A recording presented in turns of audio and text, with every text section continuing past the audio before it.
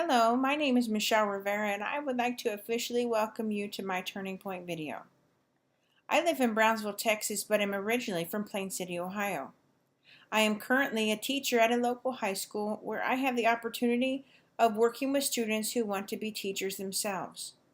As a child, I always wanted to be a teacher. It was my dream. However, I never considered that I needed to become a master. As a young person in my 20s, I got my first paid teacher position working with adult English language learners.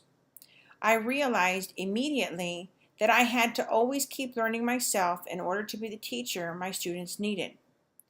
When I moved to Brownsville, Texas with my family, I got a teaching position, teaching material that I had never taught before. In fact, the program was fairly new and I had to organize the material on my own. At the same time, I had a toddler at home who was and still is very active. I attempted to start my master's degree at that time, but my daughter needed my attention. Now that she's a little older, I am ready to continue my journey to become the teacher that my students need, the teacher I dreamed of becoming as a small child. In Robert Greene's Mastery, there were 5 key strategies that were addressed. Number 1, return to your origins. 2, occupy the perfect niche. 3, avoid the false path. 4, let go of the past. And 5, find your way back. 3 in particular were my favorites, the first being return to your origins. I enjoyed reading about the example in Albert Einstein, how as a child he had felt inspired to become something specific in his life, and how that object, how that compass was a big turning point for him.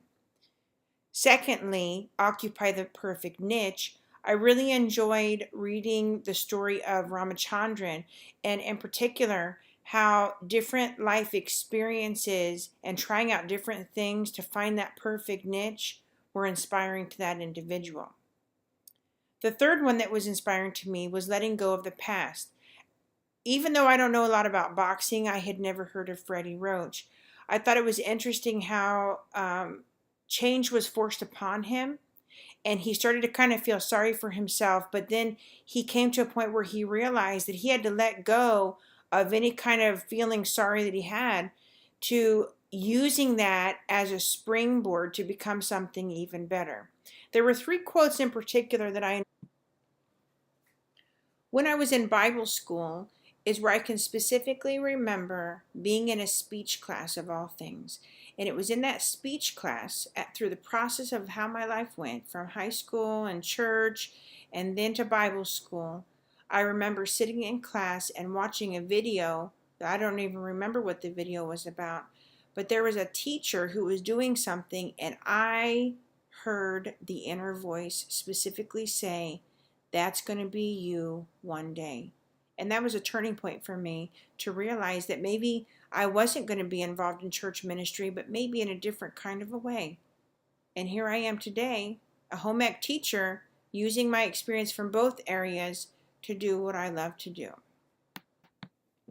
My dream career path would to one day have my own school, maybe for adults or children. I'm not sure at this point, but I'm still working on that. But I know that I want to make a difference in the lives of people every day and change the world.